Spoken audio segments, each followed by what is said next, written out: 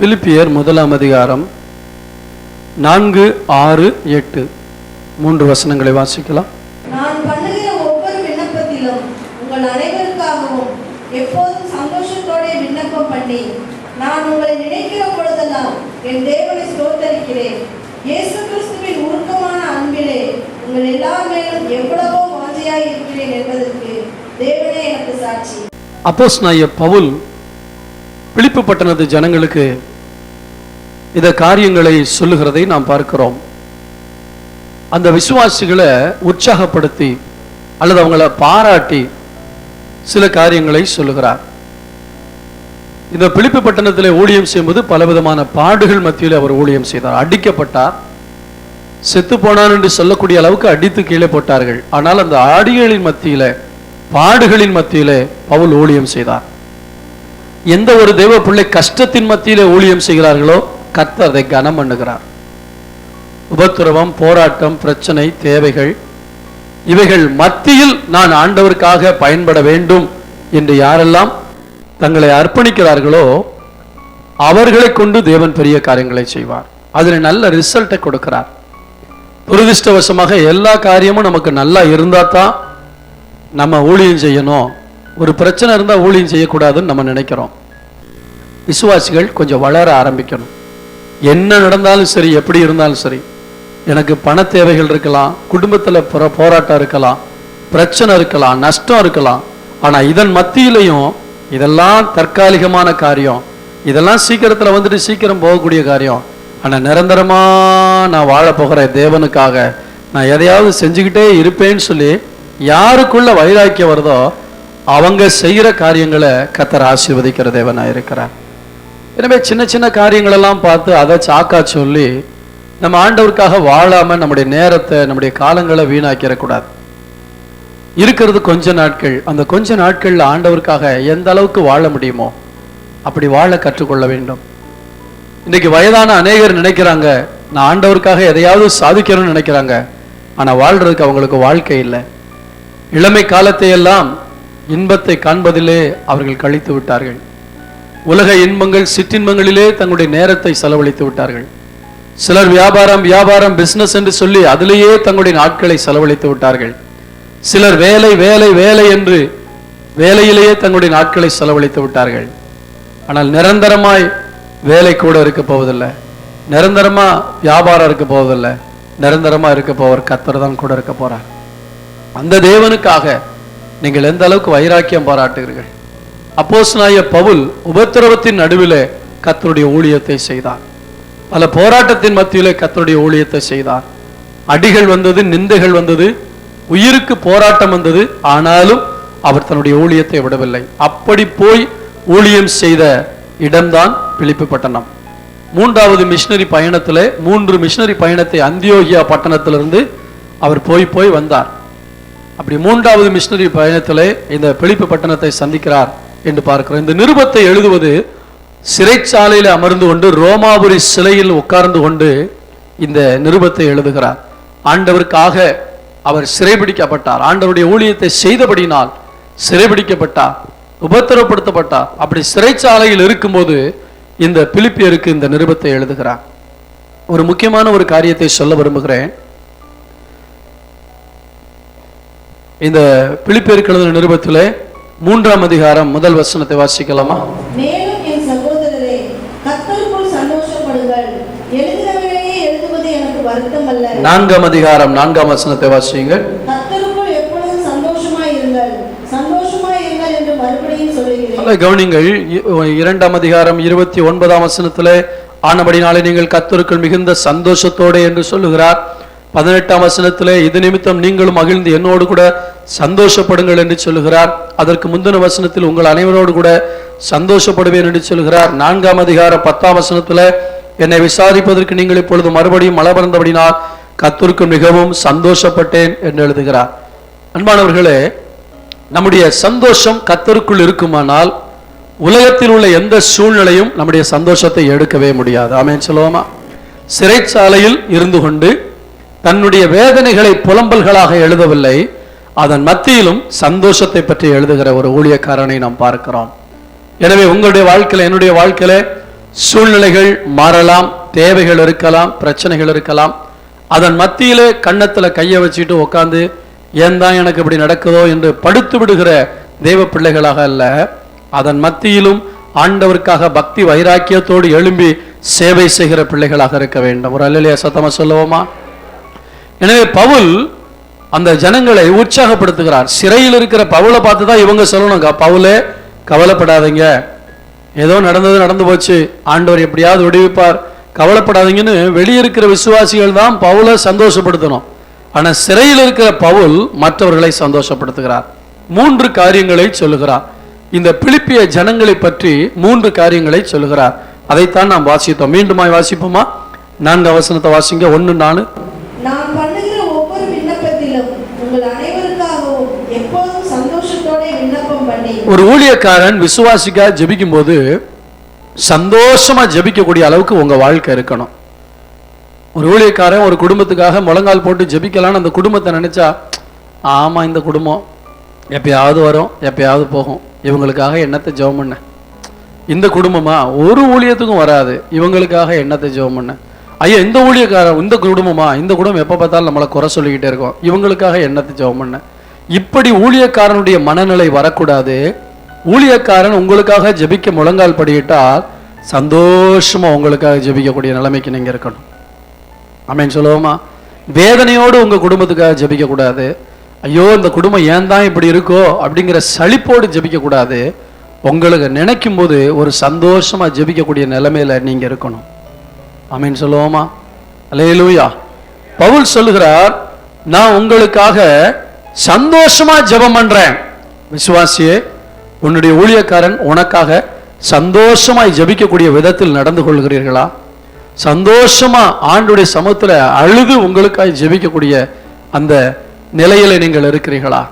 பவுல் ஏன் இந்த பிலிப்பி பட்டணத்து ஜனங்களுக்கு சந்தோஷமா ஜெபம் பண்ணார்? கர்த்தருக்கு ஸ்தோத்திரம் உண்டாதாக.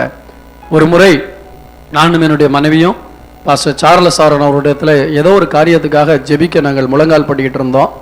அவர் பொதுவாக எல்லாருக்கும் ஜெபம் பண்ணி அனுப்புவார். அன்னைக்கு நானும் என்னுடைய மனைவி, நான் நினைக்கிறேன் என்னுடைய மூத்த மகள் இருந்திருப்பாள் என்று நினைக்கிறேன், நாங்கள் ஏதோ ஒரு காரியத்துக்காக ஜெபிக்க போகும்போது அவர் கரங்களை வைத்து சொன்னார், ஆண்டவரே உடைய ஊழியக்காரன் உள்ளத்தின் ஆழத்திலிருந்து சந்தோஷமா இந்த குடும்பத்துக்காக ஜெபிக்கிறேன்ப்பான்னு சொன்னார். எனக்கு ரொம்ப சந்தோஷமா இருந்துச்சு. ஆமென் சொல்லுவோமா? ஊழியக்காரர்கள் நமக்காக ஜெபிக்கும் போது அந்த பூரண ஒரு சந்தோஷத்தோடு உங்களை பிளஸ் பண்ணும்போது அது ஒரு பெரிய ஆசீர்வாதமா இருக்கணும். அப்போ ஊழியக்காரன் உங்களெல்லாம் நினைக்கும் போது, ஐயோ ஏன் தான் இப்படி இருக்காங்களோ, இவங்க ஒண்ணுக்குமே ஒத்துழைக்காத விசுவாசியா இருக்காங்களே, இவங்க கீழ்ப்படியாத விசுவாசியா இருக்காங்களே, இவங்க இப்படி இருக்காங்களே அப்படி இருக்காங்களேன்னு சொல்லி உங்களை நினைக்கும் போது ஊழியக்காரனுக்கு வேதனை வரக்கூடாது. உங்களை நினைக்கும் போது சந்தோஷம் வரணும். உங்க வாழ்க்கையில் ஒரு தீர்மானம் எடுங்க, ஆண்டவரே எங்க பாஸ்டர் எங்க குடும்பத்தை நினைக்கும் போது அவர் சந்தோஷப்படணும். ஆமே, எத்தனை முறை சொன்னாலும் பைபிள் ஸ்டடிக்கு இந்த குடும்பங்கள்லாம் வரமாட்டேங்குது. அப்ப அந்த குடும்பத்தை நினைக்கும் போது சந்தோஷமா ஜெபிக்க. அதே சமயத்துல ஊழியக்காரர் சந்தோஷமா உங்களுக்காக ஜெபிக்கும் போது கர்த்தர் பெரிய காரியங்களை செய்கிறாங்க. ஒருவேளை நீங்க கேட்கலாம், பாஸ்டர் உங்களுக்கு ஏத்த மாதிரி வாழ்ந்தா தான் நீங்க சந்தோஷமா ஜெபம் பண்ணுவீங்களா, இல்லாட்டி ஜெபம் பண்ண மாட்டீங்களான்னா, நாங்க வேற பிசினஸ் பண்ணல, கர்த்தருக்காக வாழ்றோம். கர்த்தருக்காக வாழும்போது கர்த்தருடைய காரியங்களில் தங்களை ஈடுபடுத்திக் கொள்ளக்கூடிய குடும்பங்களை பார்க்கும்போது இயற்கையாகவே ஊழியக்காரனுக்கு சந்தோஷம் வரும். ஆமென் சொல்லுவோமா? மற்ற எந்த ஒரு காரியமும் அல்ல, கர்த்தருக்கு அடுத்த காரியங்கள் அல்ல, கர்த்தருக்குள் நீங்கள் நடந்து கொள்ளுகிற விதம், உங்களுடைய சுபாவங்கள், உங்களுடைய செயல்பாடுகள், உங்களுடைய நடவடிக்கைகள், உங்களுடைய ஆவிக்குரிய வளர்ச்சி, ஊழியத்தில் உங்களுக்கு இருக்கிற ஈடுபாடு, சபையிலே உங்களுக்கு இருக்கிற ஐக்கியம், ஊழியர்களோடு உங்களுக்கு இருக்கிற ஐக்கியம், இதெல்லாம் பார்க்கும்போது தான் ஊழியக்காரனுடைய உள்ள சந்தோஷப்படும். நீங்க ஒருவேளை சொந்த வீடு வாங்கிட்டீங்க, ஊழியக்காரன் சந்தோஷப்படுவார். ஒரு கார் வாங்கிட்டீங்க, சந்தோஷப்படும். ஆனா அந்த காருக்காக டெய்லி சந்தோஷப்பட மாட்டோம். பரவாயில்ல ஆண்டவரே அவங்களுக்கு ஒரு சொந்த வீட்டை கொடுத்தீங்க, சந்தோஷம், அதோட அது முடிஞ்சு போகும். ஆனா கர்த்தருடைய பிள்ளைகள் கர்த்தருடைய காரியத்துல ஈடுபடும் போது ஜெபிக்க உட்காரும் போதெல்லாம் சந்தோஷமா இருக்கும். இன்னைக்கு அநேக குடும்பங்களுக்காக நாங்க ஜெபிக்கும் போதெல்லாம் எங்களை அறியாம ஒரு சந்தோஷம், ஆண்டவரை இவங்களை இப்படியெல்லாம் பயன்படுத்துறீங்களே, இவங்க இவ்வளவு ஈடுபாடோடு கூட ஊழியம் செய்ய உதவி செய்யறீங்களே என்று சந்தோஷமாக நாங்கள் சில குடும்பங்களுக்காக ஜெபிக்கிறோம். மற்ற குடும்பங்களுக்காக பாரத்தோடு ஜெபிக்கிறோம், ஆனா சந்தோஷம் வருவதில்லை. ஆண்டவரை என்னதான் இந்த குடும்பத்துக்கு சொன்னாலும் பைபிள் ஸ்டடிக்கே வரமாட்டேங்கிறாங்கப்பா, கொஞ்சம் சொல்லுங்க ஆண்டவரே. அது சந்தோஷமான ஜெபமா வேதனையான ஜெபமா? அப்ப அதாவது இந்த பைபிள் ஸ்டடிங்கிறது நான் உதாரணத்துக்கு சொல்றேன். இதை போல கர்த்தருடைய காரியங்களிலே நாம் ஈடுபாடு கொள்ளும் போது நமக்காக கண்ணீரோடு திறப்பில் நின்று ஜெபிக்கிற ஊழியக்காரன் சந்தோஷமா ஜெபிக்க முடியும். பவுல் இந்த பிலிப்பி பட்டணத்து ஜனங்களுக்கு சந்தோஷமா ஜெபம் பண்ணதுக்கு காரணம் என்ன?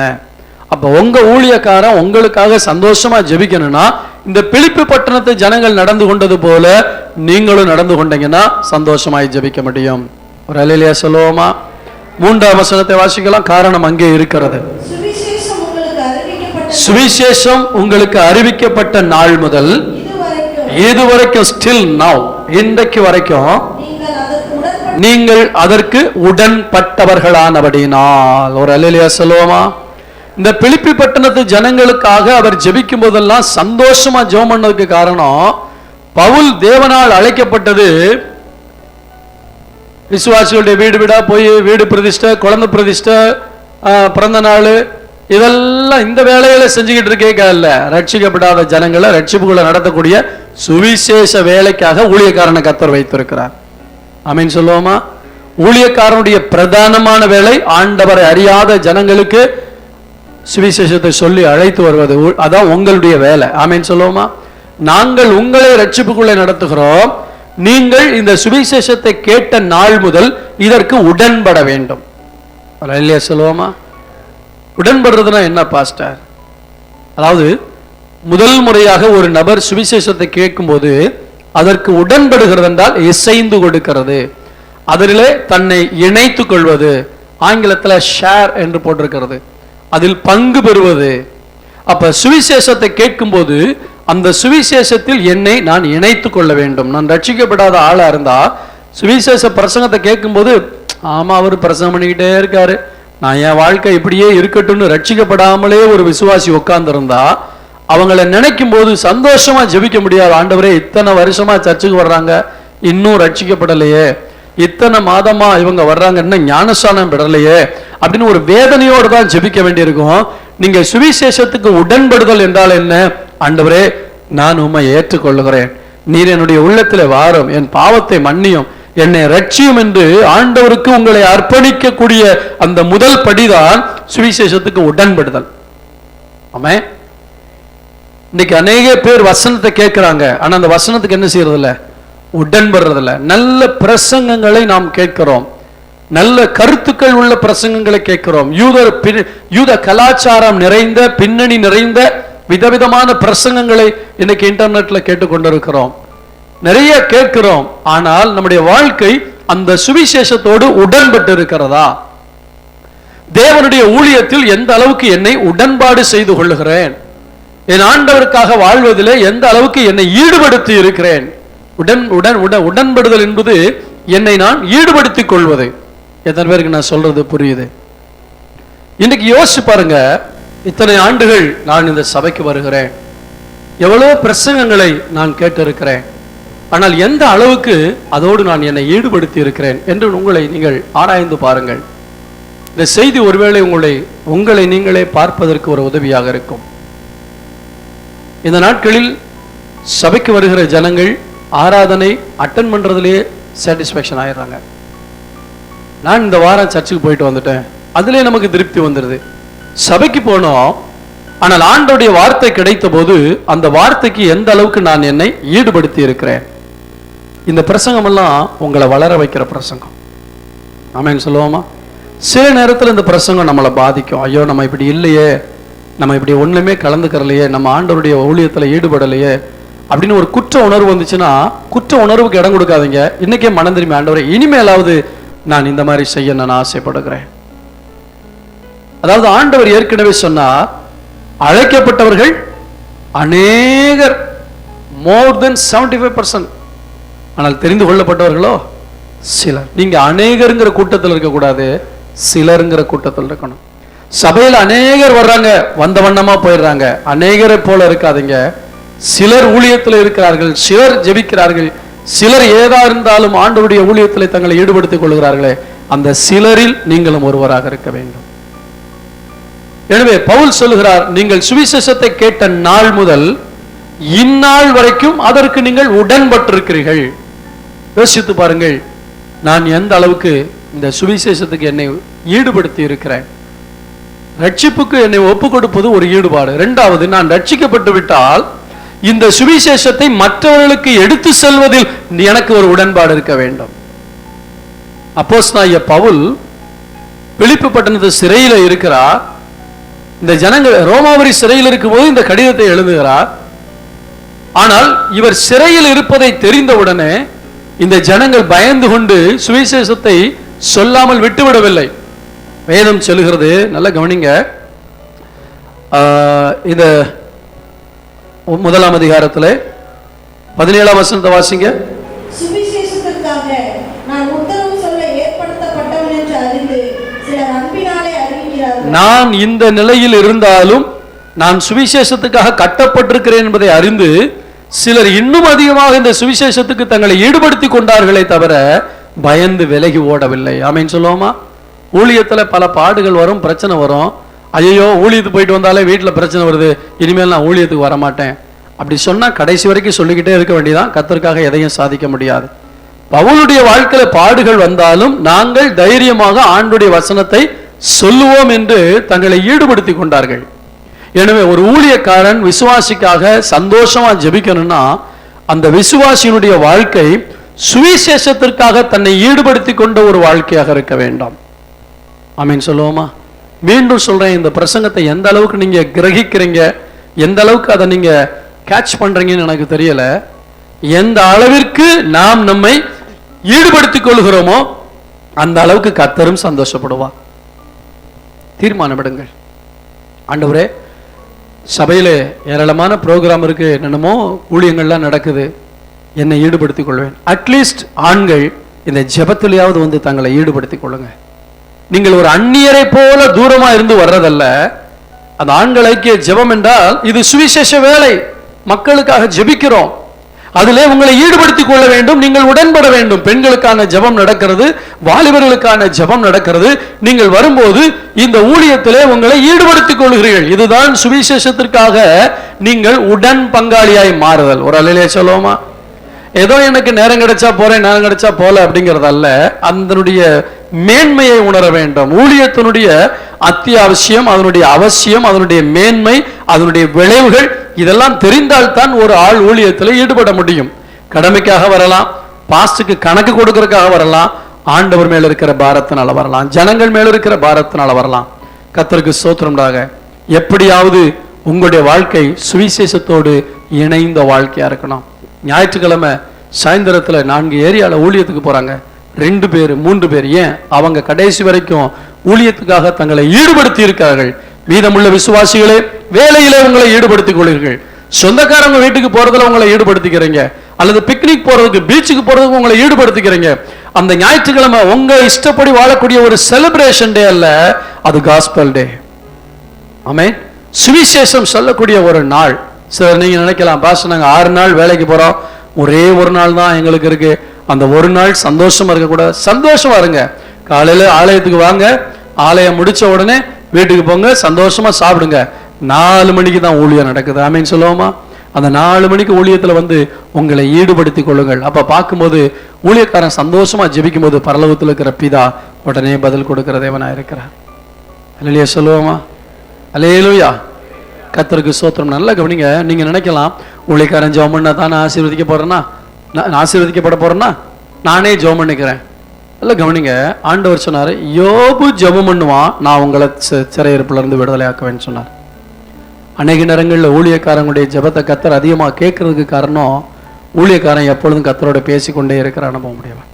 உங்களுக்கு வாழ்க்கையில பல பிரச்சனை, பல தவறுகள், பல பாவங்கள், முழங்கால் போட்ட உடனே அப்பான்னு போய் சேர்றதுக்கு ஒரு அந்த உறவுல சரியில்லாம எத்தனையோ பிரச்சனைகள் உங்களுக்கு இருக்கு. வீட்டில் பிரச்சனைன்னு சொல்லி ஒரு வாரமா ஜெபம் பண்ணாம இழுத்து மூடி தூங்கின நாட்கள்லாம் உங்களுக்கு உண்டு. ஆனா நாங்க அப்படி இருக்க முடியாது. நாங்க கொஞ்சம் கை தளர்ந்தா அமலேக்கியன் சபையை மேற்கொள்ள ஆரம்பித்து விடுவான். எங்களுக்கு ஜுரம் அடிச்சாலும் சரி, இடுப்பு வலிச்சாலும் சரி, வீட்டில் பிரச்சனை இருந்தாலும் சரி, தேவை இருந்தாலும் சரி, என்ன போராட்டம் இருந்தாலும் சரி, காலையில எந்திரிச்சு முழங்கால் போட்டு நின்றுதான் ஆகணும். ஏன்னா எங்களை நம்பி ஒரு சபையை கர்த்தர் கொடுத்திருக்கிறார்.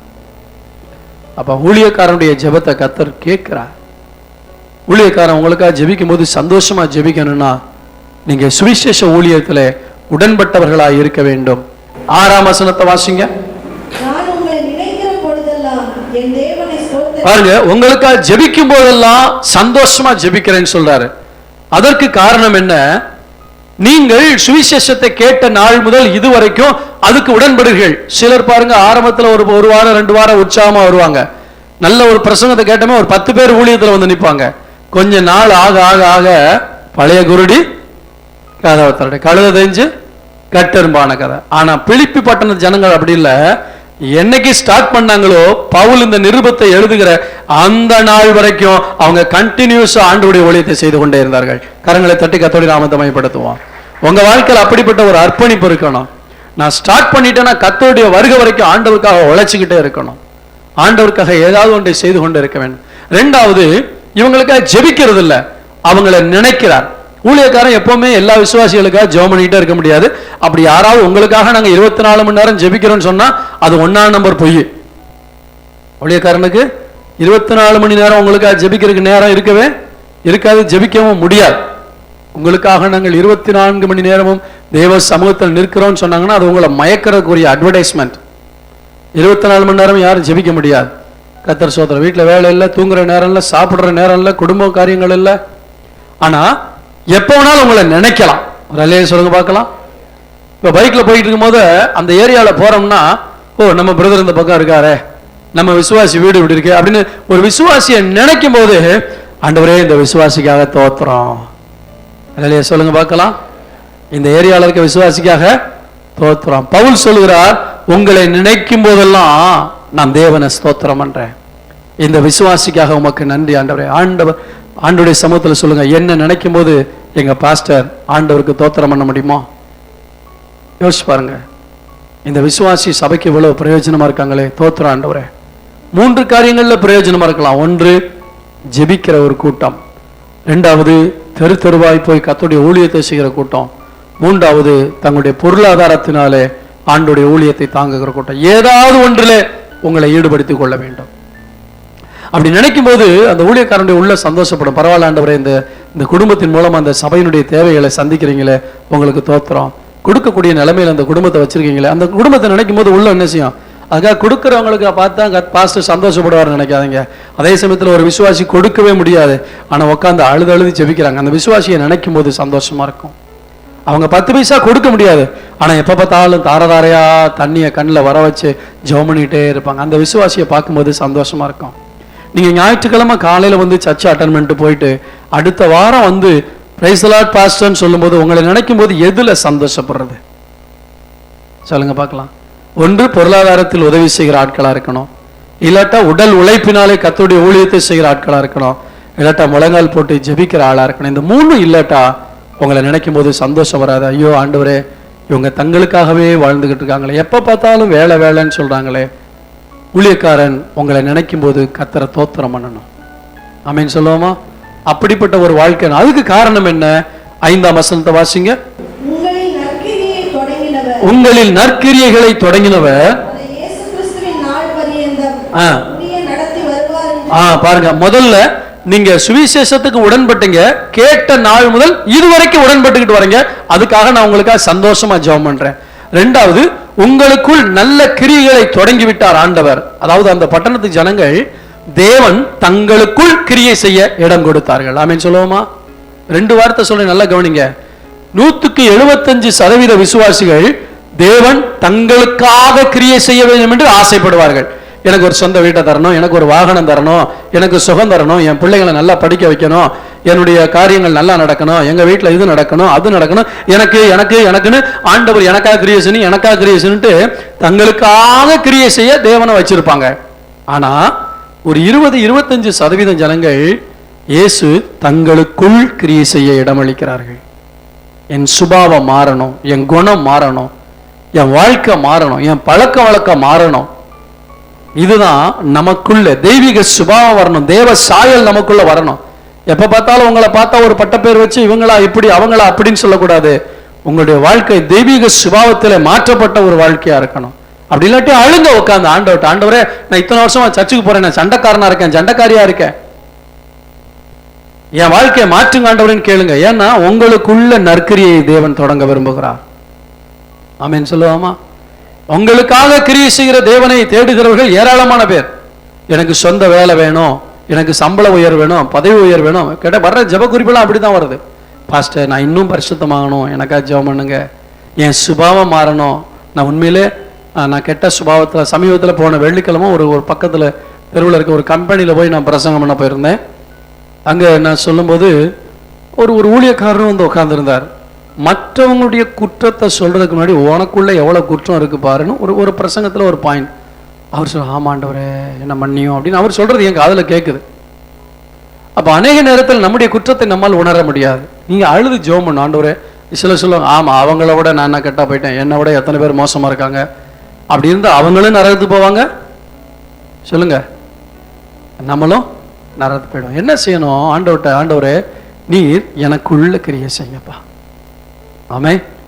பவுல் சொல்கிறார், கொலோசேருக்கு எழுதின நிருபம் 1ஆம் அதிகாரம் 29ஆம் வசனத்தை வாசிங்க.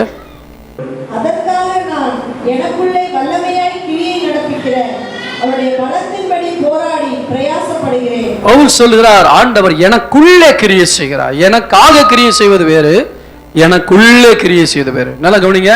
ஆண்டவர் உங்களுக்குள்ள என்ன கிரியை செய்வார்? என்ன கவனிங்க.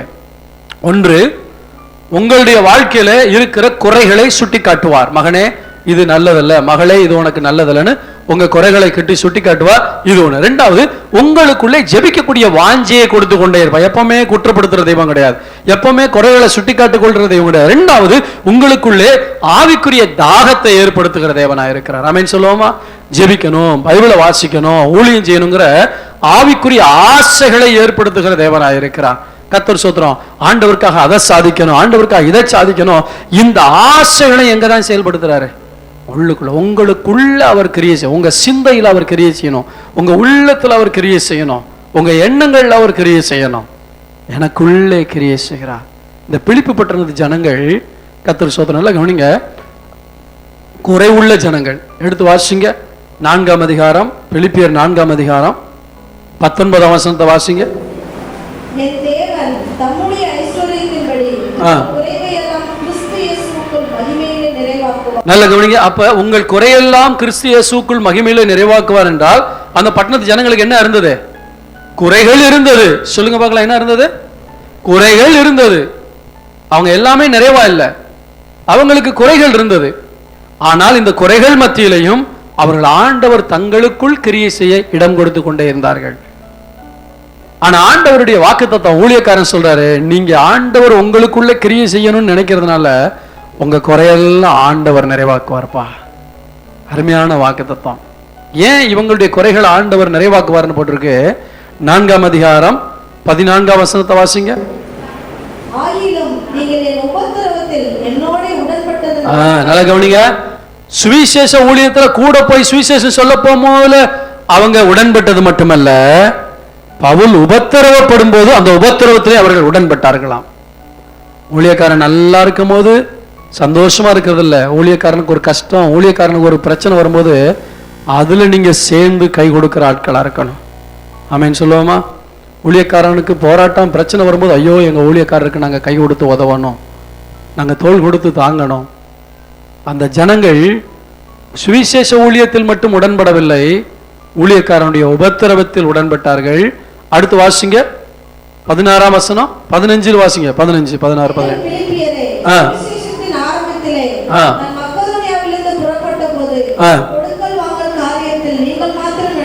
நீங்கள் மாத்திரம் எனக்கு உடன்பட்டதே இல்லாமல் வேறொரு சபையும் உடன்படவில்லை என்று நீங்கள் நான் தெசலோனிக்கேயில் இருந்த போதும் என் குறைச்சலை நீக்கும்படி நீங்கள் 2 தரம் உபகாரத்தை நான் நாடாமல் உங்கள் கணக்குக்கு பலன் பெருகும்படியே நாடுங்க. அப்ப என்ன சொல்றாரு? இந்த ஜனங்கள் சுவிசேஷ ஊழியத்துல ஊழியக்காரனோட இணைஞ்சு வேலை செய்யறாங்க. ஊழியக்காரனுக்கு பிரச்சனை, போராட்டம், தேவைகள் வரும்போது அப்பயும் இணைஞ்சு வேலை செய்யறாங்க. ஊழியக்காரனுடைய வாழ்க்கையில பணப்பற்றாக்குறை வரும்பொழுது கூட இந்த ஜனங்கள் 2 தரம் கொடுத்து உதவுனாங்களாம். கரங்களை வைத்து கர்த்தரை மகிமைப்படுத்துவோமா? நமக்கு இந்த பழக்கம் வருதா? இது பொதுவான ஜெபம், பொதுவான ஒரு பிரசங்கம். ஊழியக்காரன் சொல்லும்போது நான் என்னை சொல்லவில்லை, என்னை மட்டும் சொல்லவில்லை, உலகத்தில் இருக்கிற எல்லா சபை ஊழியர்கள், உலகத்தில் ஊழியம் செய்கிற எல்லா ஊழியக்காரர்கள். ஆமென் சொல்லுவோமா? 2 தரம் என் தேவைகளை அறிந்து நீங்கள் உதவி செய்தீர்கள். கர்த்தருக்கு ஸ்தோத்திரம் உண்டாதாக. நம்முடைய சபையில் ஒரு சில குடும்பங்கள் அப்படி இருக்கிறார்கள். எங்களுடைய தேவைகளை அறிந்து எங்களுக்கு உதவி செய்கிற குடும்பங்களை நான் பார்த்திருக்கிறேன். அதற்காக கர்த்தரை நான் ஸ்தோத்திரம் பண்ணுகிறேன். கர்த்தர் உங்களை ஆசீர்வதிப்பாராக. கொடுக்க முடியாத நிலையில தரித்திரத்திலிருந்து உற்சாகமாய் கொடுக்கிற குடும்பங்களும் இங்கே இருக்கிறார்கள். ஆமென் சொல்லுவோமா? ஆனா எல்லாம் இருந்தும் கொடுக்க முடியாதவர்களும் இருக்கிறார்கள். எல்லாம் இருக்கு, ஆனா கொடுக்க என்ன இல்ல மனசுல. அதுவும் நம்ம சபையில உண்டு. தங்கள் திராணிக்கு மிஞ்சி கொடுக்கிற ஆட்கள் இருக்காங்க, உபத்திரவத்தில் கொடுக்கிற ஆட்கள் இருக்காங்க, கஷ்டப்பட்டு கொடுக்கிற ஆட்கள் இருக்காங்க. எல்லாம் இருந்தும் நம்ம எதுக்கு கொடுக்கணும் அப்படிங்கிற மனநிலைமை உள்ளவங்களும் இருக்காங்க. பவுல் இந்த ஜனங்களை நினைச்சப்பெல்லாம் தோத்திரம் பண்ணதுக்கு காரணம், இவர்கள் தேவன் தங்களுக்குள் கிரியை செய்ய. எப்படி இப்ப அனௌன்ஸ் பண்றேன்னு வச்சுங்க, நமக்கு மேல 30,000 ரூபாய் வேலை பாக்கி இருக்கு கொடுங்க அப்படிங்கும் போதுல அருண் பேங்க்ல ஒரு 60,000 ரூபாய் பணம் இருக்குன்னு வச்சுங்க, கர்த்தர் எப்படி உள்ள கிரியை செய்வாரு? உங்ககிட்ட பணம் இருக்குல்ல, நீ கொடுத்தானான்ட்டு பேசுவார். அவன்கிட்ட பணம் இல்லைன்னு எனக்கு தெரியும், அதனால தைரியமா சொல்றேன், சரியா? அப்ப உங்ககிட்ட பணம் இருக்குல்ல, அதுல 30,000 எடுத்து கொடுத்தான்னா அப்படின்னு ஆண்டவர் பேசுறாரு. பார்த்தீங்களா? இதுதான் உங்களுக்கு உள்ள கிரியை செய்யறது. இந்த கிரியை செய்யும் போது அதுக்கு நீங்க உடன்படணும். சொல்லுங்க பார்க்கலாம். இதுதான் அங்க ஆண்டவர் உள்ள கிரியை செய்யறாரு. சரீரத்துல பலவீனம் வந்துருச்சு, எங்க கிரியை செய்யறார்? உங்களுக்குள் கிரியை செய்கிறார். உங்க குழப்பத்தில் இருக்கீங்க, சமாதானத்தை தரார், எங்க தெரியும்? உங்க உள் கிரியை செய்கிறார். உங்க சுபாவம் மாறணும், எங்க கிரியை செய்கிறார்? உங்களுக்குள் கிரியை செய்கிறார். சோ உங்களில் நற்கிரியைகளை தொடங்கினவர், உங்களுக்குள் நற்கிரியைகளை தொடங்கினவர் ஆண்டவர். நீங்க நல்ல செயல்களை செய்யணும்னு ஆசைப்படுறார். அதனாலதான் பவுல் சொல்றார், இந்த பிலிப்பி பட்டணத்து ஜனங்களை நினைச்ச உடனே ஆண்டவரே இந்த குடும்பத்துக்காக தோத்துறோம், ஏன்னா அவங்க நல்ல கிரியை செய்கிற குடும்பம். அல்லேலூயா சொல்லுவோமா? சுவிசேஷ ஊழியத்திலே என்னோடு கூட உடன்பட்டீர்கள். சபையே, இந்த சபை நிறைய ஊழியத்தை செய்து எத்தனை பேர் ஊழியத்தில் உடன்படுகிறீர்கள்? இரண்டாவது, இந்த சபையில வாழ்க்கை மாறாத எத்தனையோ குடும்பங்கள் உண்டு. எத்தனை பேர் ஆண்டவர் உங்களுக்குள் கிரியை செய்ய உங்களை இடம் கொடுக்கிறீர்கள்? மூன்றாவதாக 8ஆம் வசனத்தை வாசிக்கலாம். பிலிப்பியர் 1:8. இயேசு கிறிஸ்துவின் உருக்கமான அன்பிலே உங்கள் எல்லார் மேலும் எவ்வளவோ வாஞ்சையாய் இருக்கிறேன் என்பதற்கு தேவனே எனக்கு சாட்சி. நல்ல கவனிங்க, இந்த ஜனங்கள் மேல வாஞ்சையா இருக்காராம், அவங்க மேல ஆசையா இருக்காரு. ஆமென் சொல்லுவோமா? அவங்கள பார்க்கணுங்கிற வாஞ்சை, அவங்கள்ட்ட பேசணுங்கிற வாஞ்சை. கர்த்தருக்கு ஸ்தோத்திரம்டாக. அந்த வீட்டுக்கு போகணும், அந்த வீட்டுல போய் ஜெபிக்கணும், அந்த வீட்டுக்கு வரணும் அப்படிங்கிற வாஞ்சை பவுலுக்கு. மூன்றாவது ஒரு ஆசை. முதலாவது நான் சொன்னேன், அவர்களுக்காக ஜெபிக்கும் போது சந்தோஷமாய் ஜெபித்தார். ஒரு ஊழியக்காரன் உங்களை நினைக்கும் போது, உங்களுக்காக ஜெபிக்கும் போது சந்தோஷமா ஜெபிக்கணும்னா உங்க குடும்பம் சுவிசேஷத்தில் உடன்படுகிற குடும்பமா இருக்க வேண்டும். இரண்டாவதாக, உங்களை நினைக்கும் போது ஊழியக்காரன் சந்தோஷப்படணும்னா உங்களுக்குள் தேவன் கிரியை செய்ய இடம் கொடுக்க வேண்டும். மூன்றாவது, ஊழியக்காரன் உங்களை மேல வாஞ்சையா இருக்கணும்னா 7ஆம் வசனத்தை வாசிங்க. கட்டுகளிலும் நாம் சுவிசேஷத்திற்காக உத்தரவு சொல்லி அதை திடப்படுத்தி வருகிறதிலும் நீங்கள் அனைவரும் எனக்கு அளிக்கப்பட்ட கிருபையில் பங்குள்ளவர்களான. ஆமென் சொல்லுவோமா? அப்போஸ்தலனாகிய பவுல் எந்த நிலைமையில இருந்தாலும் ஆண்டவருக்காக பயன்பட்டாரே. அவர் உபத்திரவத்தில் இருக்கும்போது சரி, கட்டுகள்ல இருக்கும்போது சரி, அவங்க அந்த கிருபையில பங்குள்ளவர்களாய். ஆமென் சொல்லுவோமா? பார்ட்னர்ஷிப். ஒரு ஊழியக்காரனுடைய ஊழியத்திலே நானும் இணைந்து செயல்படுவேன். அது உபத்திரவமா இருந்தாலும் சரி, என்னவா இருந்தாலும் சரி. ஒருவேளை நீங்க கேட்கறதுக்கு முதல் பாயிண்ட் இந்த பாயிண்ட் ஒன்னா இருக்கிறது போல தெரியலாம். ஆனா அவர் சொல்ல, என் கட்டுகளிலே முதல்ல சுவிசேஷம் அறிவிக்கப்பட்ட நாள் முதல் இதுவரை நீங்கள் அதற்கு உடன்பட்டீர்கள். அதற்காக நான் உங்களை நினைக்கும் போது சந்தோஷமா ஜெபம் பண்றேன். இரண்டாவது, உங்களுக்குள் தேவன் கிரியை செய்ய நீங்கள் இடம் கொடுத்தீர்கள். உங்களை நினைக்கும் போதெல்லாம் நான் தோத்திரம் பண்றேன். மூன்றாவதாக, என்னுடைய கட்டுகள் உபத்திரவங்கள் என்ன வந்தாலும் அதன் மத்தியில நான் ஊழியம் செய்யறேனே, அது எனக்கு கிடைச்ச கிருபை. ஒரு அல்லேலூயா சொல்லுங்க பார்க்கலாம்.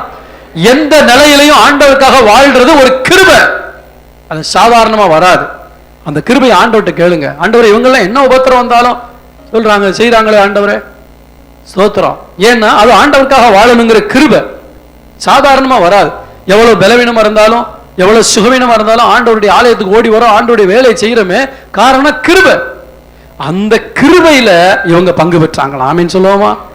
அல்லேலூயா சொல்லுவோமா?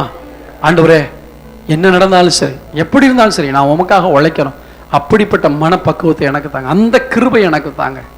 இவங்க ஜெபம் பண்ணி கிருபைகள் வரங்களை பெற்று ஆண்டவருக்காய் வாழ்ந்த விசுவாசிகளா இருந்தார்கள். எனவேதான் உங்க மேல நான் வாஞ்சியா இருக்கேன்னு சொல்றாரு. ஆமே.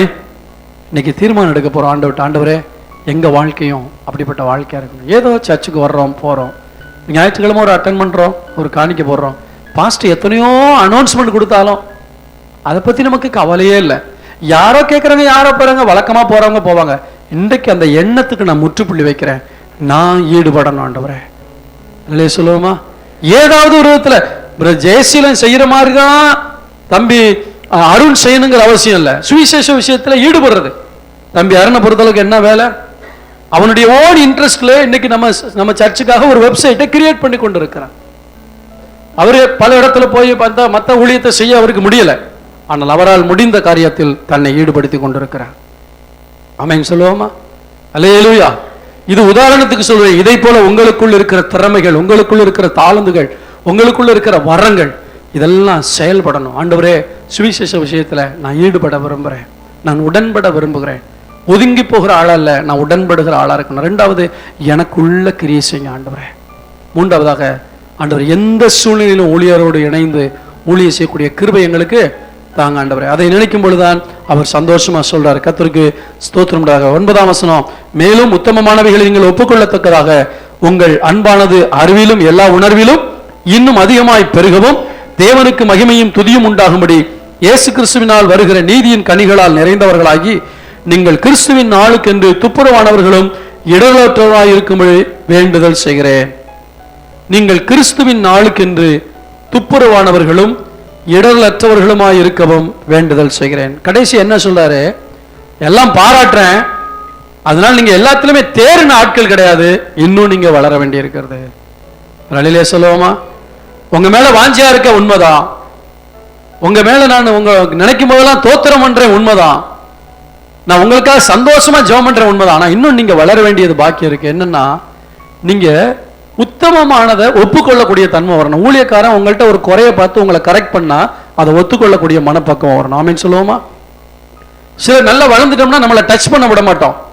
என்ன நான் தான் வளர்ந்துட்டேன்னு இவர் என்ன எனக்கு சொல்றது, இவங்க என்ன சொல்றது? அவர் சொல்றார், நீங்கள் உத்தமமானதை ஒப்புக்கொள்ளக்கூடிய மனப்பக்குவம் வர வேண்டும். ஆமீன் சொல்லுங்களேன். ஒரு பாஸ்டர் உங்கள்கிட்ட வந்து உங்களுடைய குறையை பார்த்து, சகோதரியா உங்கள்கிட்ட இந்த குறை இருக்கு, நீ ஆமா யார்கிட்ட தான் இல்லை என்கிட்ட மட்டும்தான் இருக்கு, அப்படிப்பட்ட ஒரு எதிர்த்து நிற்கிற ஆளா இல்ல, உத்தமமான காரியத்தை ஒப்புக்கொள்ளத்தக்க அந்த இருதயத்தை கத்த நம்ம கொடுக்கணும். அதுக்கு என்ன சொல்றாரு? உங்கள் அன்பு அறிவிலும் உணர்விலும் அதிகமாய் வளரணும். உங்களுடைய குறைகளை சுட்டி காட்டும் போது, நீங்க எல்லாம் வளர்ந்த விசுவாசிகள் கிடையாது, வளர்ந்துகிட்டே இருக்க விசுவாசிகள், இன்னும் சாகுற வரைக்கும் வளர வேண்டியிருக்கு. ஆமேன்னு சொல்லுவோமா? அல்லேலூயா. கர்த்தருக்கு ஸ்தோத்திரம் உண்டாதாக.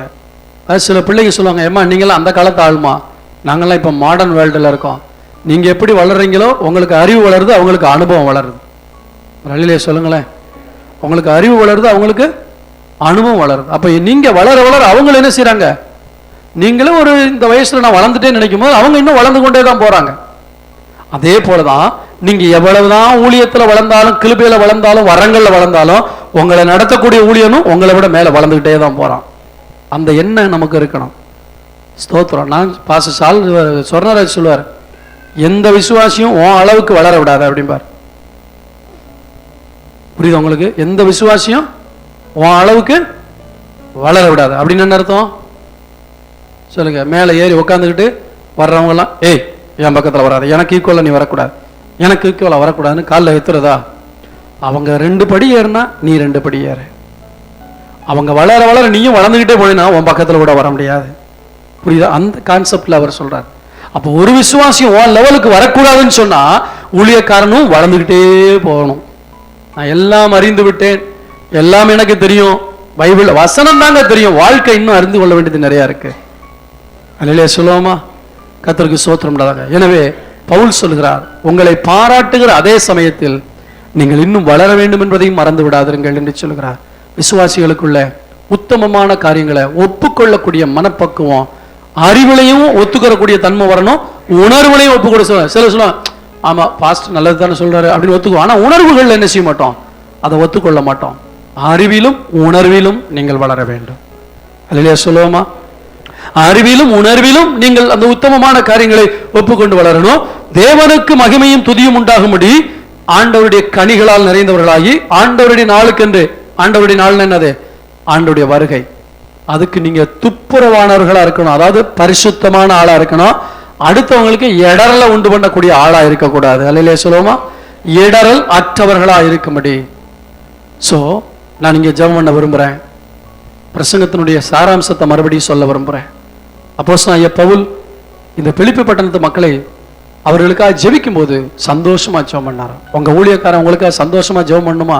அந்த பிலிப்பி பட்டணத்து ஜனங்களைப் போல சுவிசேஷத்தில் உடன்பாடு உள்ளவர்களாயிருங்கள். அவர்களை நினைத்த போதெல்லாம் சந்தோஷப்பட்டாராம். காரணம், அவர்கள் கிறிஸ்து தங்களுக்குள் கிரியை செய்ய நற்கிரியை தொடங்க இடம் கொடுத்தார்கள். உங்களுக்குள் நல்ல கிரியைகளை தேவன் செய்ய இடம் கொடுங்கள். மூன்றாவதாக, கஷ்டம், கவலை, பாடு, பிரச்சனை என்ன வந்தாலும் கிருபையை பெற்று ஆண்டவருடைய ஊழியத்தை செய்தார்கள். நீங்களும் அதே மாதிரி செய்யுங்க. உங்க மேல ஊழியக்கார வாஞ்சையா இருப்பா. நான்காவதாக, இந்த ஜனங்கள் ஆண்டுடைய வருகை வரைக்கும் துப்புரவானவர்களா இருக்கணும். கனியுள்ள வாழ்க்கை, ஆமேன் சொல்லுவோமா? நீதியின் கனிகளால் நிறைந்தவர்களாய் வாழ்க்கையில நீதி உள்ள வாழ்க்கை வாழணும். ஆண்டவருக்காக ஊழியம் செய்து ஆத்துமாக்களை கொண்டு வரக்கூடிய கனி உள்ளவர்களா இருக்கணும். அப்படி இருக்கும்போது கர்த்தர் பெரிய காரியங்களை செய்வார். ஆமேன் சொல்லுவோமா? கண்கள் மூடி நம்ம ஜெபம் பண்ணுவோம். ஆண்டவரே, இந்த செய்தியை கேட்டேன். இன்றைக்கு நான் தொடப்படுகிறேன். என் வாழ்க்கையை அர்ப்பணிக்கிறேன். சுவிசேஷத்துக்கு என்னை ஒப்பு கொடுக்கிறேன், அல்லது சுவிசேஷ வேலைக்கு என்னை ஒப்பு கொடுக்கிறேன். நான் வந்து வசனத்தை கேட்டு அப்படியே போய்விடுகிற ஆளாக அல்ல, அதில் உடன்படுகிறேன். ஆண்டவரே, இப்படிப்பட்ட பிலிப்பி பட்டணத்து ஜனங்களுக்கு தான் சொல்றாரு, உங்க குறைகளை எல்லாம் தேவன் நிறைவாக்குவா. நம்ம இந்த வசனத்தை மட்டும் எடுத்துக்கிறோம். என் தேவன் தம்முடைய ஐஸ்வரியத்தின்படி உங்கள் குறைகள் எல்லாம் கிறிஸ்து இயேசுக்குள் நிறைவாக்குவார். யார்? இவர்கள் சுவிசேஷத்தில் உடன்பாடு உள்ளவர்கள். தேவஜனமே, சுவிசேஷங்கிற காரியத்தில் உங்களுக்கு ஏதாவது உடன்பாடு இருக்கா? இன்னைக்கு ஆண்டவர்கிட்ட ஒப்பு கொடுங்க. ஆண்டவரே, சபையில ஊழியத்தில் நான் உடன்படுகிற ஆளா இருக்கணும். எங்க பாஸ்டர் எனக்கா ஜெபிக்கும் போது சந்தோஷமா ஜெபிக்கணும். ஆண்டவரே, எங்க ஊழியக்காரன் என்ன நினைக்கும் போது சந்தோஷப்படணும்ப்பா. தேவனை தோத்திரம், இந்த விசுவாசிக்காக, இந்த குடும்பத்துக்காக தோத்திரம் ஆண்டவரேன்னு சொல்லணும். அப்படிப்பட்ட குடும்பமா என் குடும்பத்தை மாத்துங்க, என்ன மாத்துங்க. அதுக்கு எனக்குள்ள நீங்க நல்ல கிரியைகளை தொடங்குங்க. என்ன வந்தாலும், பாடுகள் பிரச்சனை வந்தாலும் ஊழியத்துல இணைந்து செயல்பட கிருபை தாங்கப்பா. குறைச்சல்ல, ஊழியத்துல மட்டும் அல்ல, உபத்திரவத்தில் அவர்கள் உடன்பட்டார்களாம். கொடுக்கல் வாங்கல் காரியத்துல உடன்பட்டார்களாம். அது எது? ஊழியத்துக்கு இல்ல, தனிப்பட்ட தேவையில. அப்போஸ்தலனாகிய பவுலுடைய தனிப்பட்ட தேவையில கூட இந்த ஜனங்கள் ஊழியக்காரனை பார்த்து இதை வச்சுக்குங்க அப்படின்னு சொல்லி உடன்பட்டார்களாம். மறுபடியும் நீங்கள் முகம் மலர்ந்தபடினால், ஒரு தடவை உதவி செஞ்சாங்க, ஆனா 2வது தடவை செய்திருக்கோம், முகம் மலர்ந்தார்கள் என்று சொல்லப்பட்டிருக்கிறது. ஆண்டோட ஜெபம் பண்ணுவீங்களா? எல்லாம் கொஞ்சம் வாய்களை திறந்து ஜெபம் பண்ணுவோமா? ஜெபம் பண்ணுங்க பார்க்கலாம். இன்னைக்கு பிரசங்கத்தை கேட்டீங்களா? என்ன பதில் சொல்றீங்க ஆண்டவருக்கு? என்ன பதில் சொல்றீங்க? நான் பேசினதை நிறுத்தப் போகிறேன், நீங்கள் பேசுவதை ஆண்டவர் கேட்கட்டும். எஸ், ஓ ஆண்டவரே, நம்முடைய பிள்ளைகள் ஜெபிக்கிறார்கள், இந்த பிரசங்கத்தை கேட்டுட்டு ஜெபம் பண்றாங்கப்பா, தீர்மானம் எடுக்கிறாங்க. ஓ பொல்லாத பிசாசே, தேவ ஜனங்கள் தீர்மானம் எடுக்க முடியாதபடிக்கு இருதயத்தை கடினப்படுத்துகிற பொல்லாத பிசாசே, உன்னை இயேசுவின் நாமத்தில் மேற்கொள்ளுகிறேன். இனியும் ஜனங்களை நீ வஞ்சிக்க முடியாது. இயேசுவின் ரத்தத்தின் வல்லமையினால் உன்னை மேற்கொள்ளுகிறேன். ஜனங்கள் விடுதலை ஆகட்டும், ஜெபிக்கட்டும், ஆசீர்வதிக்கப்படட்டும். ஓ ராபா லா காபா ராதா நிஷந்தா ராதா ராபா காபா லாபா. ஈடுபாடு கொள்ளுங்க, ஊழியத்தில் ஈடுபாடு கொள்ளுங்க, ஜெபங்கள்ல ஈடுபாடு கொள்ளுங்க. ஆண்கள் ஐக்கிய ஜெபம் இருக்கு, வாலிபர் ஜெபம் இருக்கு, பெண்கள் ஜெபம் இருக்கு, அதிகாலை ஜெபம் இருக்கு. ஹல்லேலூயா, எல்லாத்துலயும் ஈடுபாடு கொள்ளுங்க. ஓ ராதா நரா சந்தா ராதா ராபா. ஆண்டவரே உமக்கு ஸ்தோத்திரம், ஸ்தோத்திரம். ஹல்லேலூயா, ஹல்லேலூயா. எங்கள் பரலோக பிதாவே, சர்வ வல்லமையுள்ள தேவனே, நீர் கொடுத்த வார்த்தைகளை உம்முடைய பிள்ளைகளுக்கு நான் சொன்னேன். ஒரு ஊழியக்காரன் விசுவாசிகளை நினைக்கும் போது சந்தோஷப்படவும், சந்தோஷமாய் ஜெபிக்கவும், தோத்திரம் பண்ணவும், அவர்கள் மேல் வாஞ்சியா இருக்கவும் என்னென்ன காரணங்கள் அவருடைய வாழ்க்கையில் இருக்க வேண்டும் என்பதை தெளிவாய் போதித்தீர். நீ கேட்ட ஜனங்கள் எடுத்த தீர்மானத்தை நீர் அங்கீகரிப்பீராக. தொடர்ந்து அதில் நிலைத்திருக்க கர்த்தர் உதவி செய்யும். ஆசீர்வதியும், நன்மை கிருபை தொடரட்டும். இயேசுவின் நாமத்தில் பிதாவே.